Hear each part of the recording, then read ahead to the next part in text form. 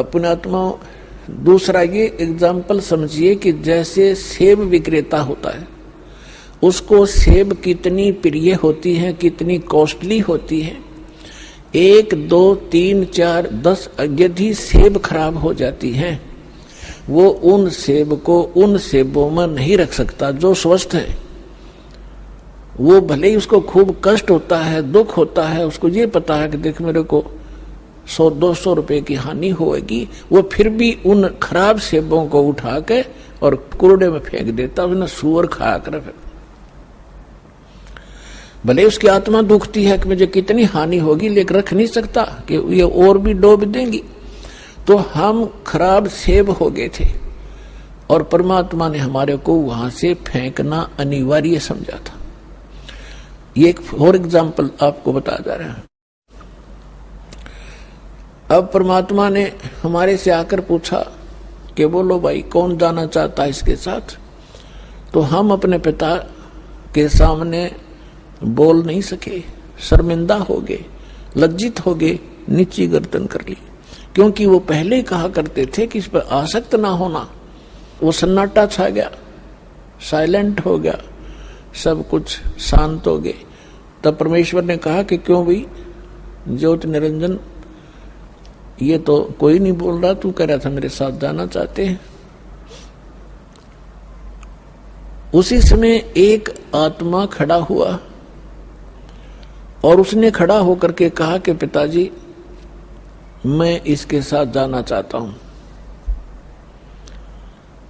अब बाकी हमने सोचा कि यू एकला एक वहां सारी लूट लेगा और हम रह गए पाछे। तो हम भी फिर खड़े हो गए, दोनों हाथ ऊपर ने कर लिए। सारे के सारे जितने असंख्यों अनगिन जीव यहां आ फंसे। तब परमात्मा ने कहा ठीक है भाई, जो जिसने हृदय से स्वीकृति इसकी की है उसको मैं इसके साथ भेज दूंगा, लेकिन आप जाइए अपने ब्रह्मंडों में, मैं इनको वहां भेजने का तरीका दूसरा अपनाऊंगा। तो परमात्मा ने क्या किया कि जिस आत्मा ने सबसे पहले स्वीकृति दी थी उसका एक युवा लड़की बना दिया अपने वचन से, और उसके अंदर हम सभी प्राणियों को सूक्ष्म रूप बनाया और सूक्ष्म बना दिया हमारा स्वरूप, और सभी को अपने वचन से उस लड़की के शरीर में प्रवेश कर दिया। अपने आत्माओं, अब वैज्ञानिक तरीके से आप अच्छी तरह समझ सकते हो कि हमारे ब्लड के अंदर कितने जीवाणु हैं। 1 ग्राम ब्लड के अंदर 40-40 लाख जीवाणु, ये डॉक्टर लोग बताते हैं कि इतने बैक्टीरिया हैं, इतने फलाने हैं। तो इसको समझने में कति देर नहीं लगेगी। तो इसी प्रकार परमात्मा ने उस लड़की के शरीर में हम सभी को सूक्ष्म बनाकर प्रवेश कर दिया। अब वो लड़की कौन है? ये अष्टंगी है, दुर्गा है, और हम सभी उसमें प्रवेश कर दिए। अपने पुत्र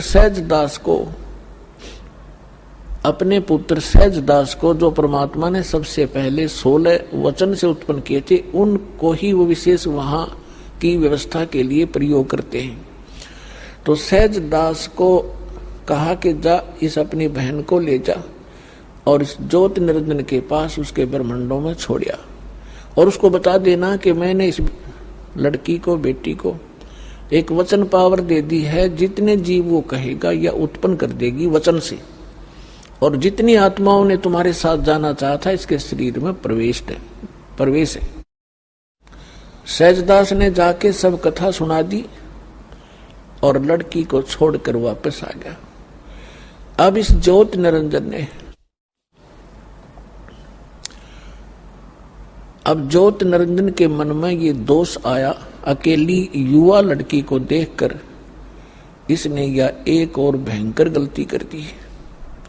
ये विषय वासना वश होकर लड़की के साथ दुराचार करने की चेष्टा करने लगा। तब लड़की ने कहा कि ज्योति निरंजन देखो, आप पिता के वचन से उत्पन्न हुए अंडे से, आप मेरे बड़े भाई हो, उसके बाद हमारी उत्पत्ति उसी परमेश्वर ने की है।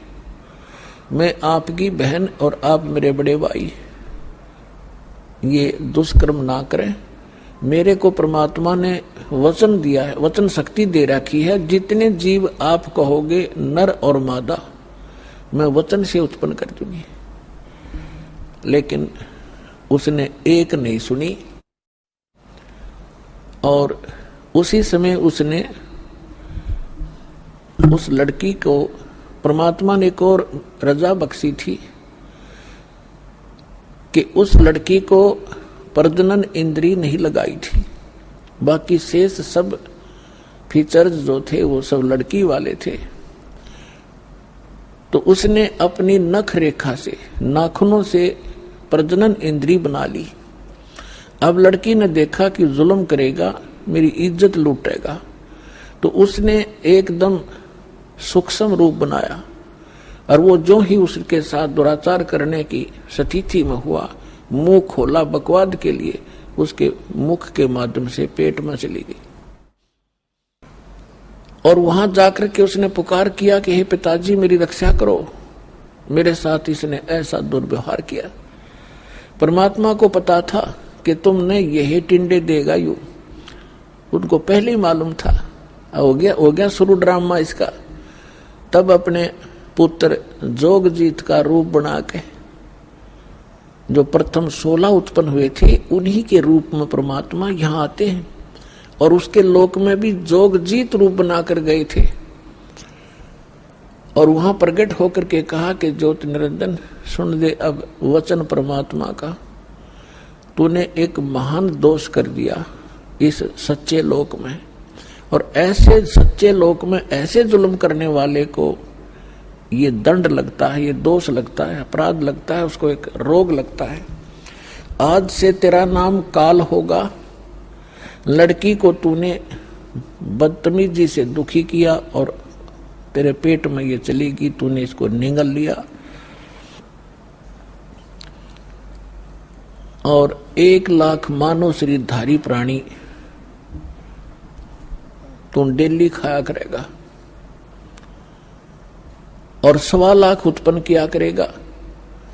उसके पेट को चाक किया परमात्मा ने अपने नाखून से, लड़की को बाहर निकाल दिया और कहा कि आज से तुम यहां नहीं रहोगे, इन 21 ब्रह्मांड को लेकर तुम दोनों यहां से चले जाओ मेरी आंखों के सामने से। अब ज्योति निरंजन ने बहुत फिर बाद में अपनी गलती का आभास भी हुआ और कहा भाई मुझे माफ कर दे, पिता से मुझे क्षमा करवा दे।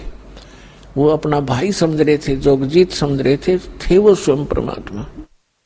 तब परमेश्वर ने कहा कि बस और फालतू बात मत करे और यहां से अति शीघ्र निकल जा। इतना ही कहा था, उसके 21 ब्रह्मांड विमान की तरह खिसक चले पड़े बहुत ही गति से, और सतलोक से 16 शंख कोश की दूरी पर आकर परमात्मा के विधान अनुसार ये यहां चक्कर लगाने लगे। 16 शंख कोश की दूरी पर सतलोक से ये हम यहां बैठे हैं।